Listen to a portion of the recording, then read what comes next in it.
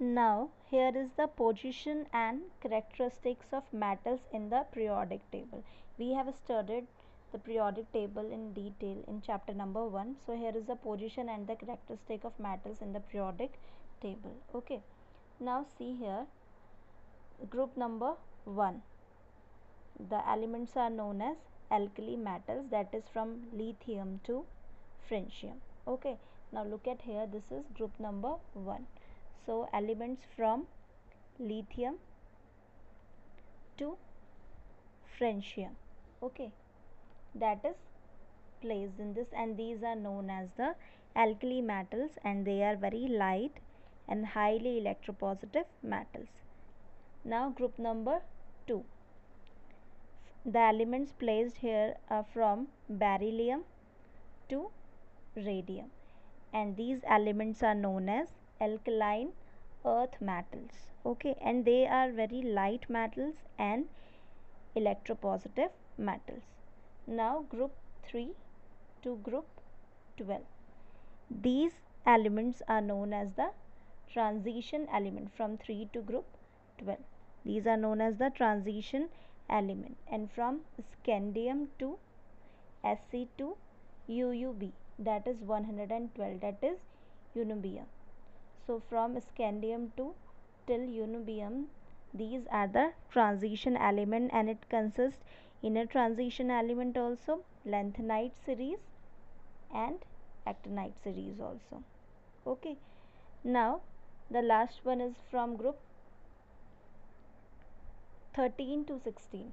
Now see, group number 13 to group number 16, these are known as the post transition element. From 13 to 16, these are known as the post transition elements, and they are the weak metals and electropositive metals.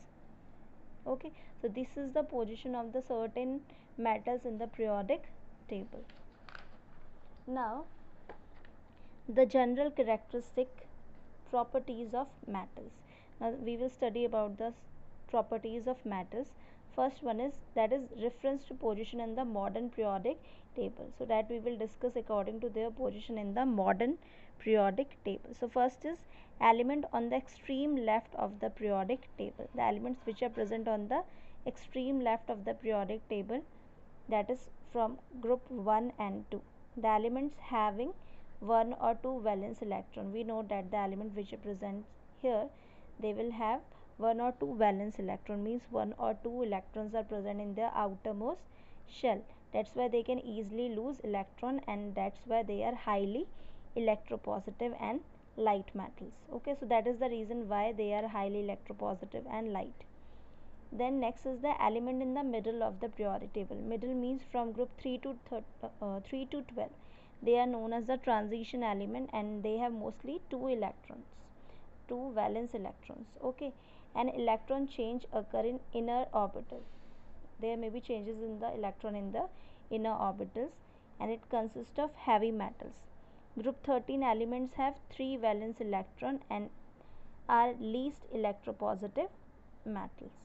Okay, now we will talk about the element on the right of the periodic table. So right of the periodic table means from group 14 to 17. These are the elements which have 4, 5, 6 or 7 valence electron, means 4, 5, 6 or 7 electrons are present in the outermost shell. Okay, and that's why they can easily gain the electron, and they are highly electronegative and are non-metals. Okay, that's why they are highly electronegative, because they can easily gain the electron, and that's why they are non-metals. And the last one is the element on the extreme right of the periodic table, that is group 18.